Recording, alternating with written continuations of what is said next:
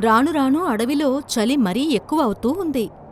కాకి భార్య దాని మధురమైన మాటలతో పక్షులన్నిటినీ బుట్టలో వేసుకుంది. రోజు వాళ్ళ ఇంటికి వెళ్లి వాటితో మాట్లాడుతూ ఉండేది. మరోవైపు నల్లకాకి అందరిళ్లకి వెళ్లి ఆహారాన్ని కొద్ది కొద్దిగా దొంగిలించేది. ఒకరోజు బంగారు పక్షి ఇంట్లో నిద్రపోతోంది. ఎందుకంటే దానికి ఆరోగ్యం బాలేదు. నల్లకాకి సైలెంట్గా ఆ ఇంట్లోకి ప్రవేశించింది. ఆహారాన్ని దొంగిలించడం ప్రారంభించింది.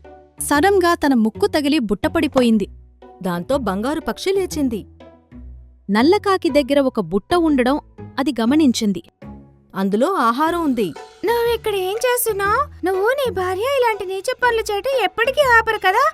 మా రేషన్ దొంగిలించడానికేనా మీరు మమ్మల్ని క్షమించమని అడిగింది? మీరు కష్టపడి పని చేయవలసిన అవసరమే లేకుండా ఇలా ఉచితంగా ఆహారాన్ని దొంగిలించడానికేనా?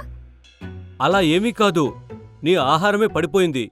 నేను దాన్ని తీసిపెట్టానంతే. తీసుకో నీ ఆహారం. నన్ను క్షమించు, తప్పైపోయింది.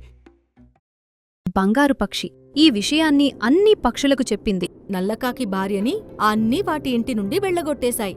దానికి క్షమాపణ కూడా లభించలేదు. ఏ పక్షి దాంతో మాట్లాడ్డం లేదు.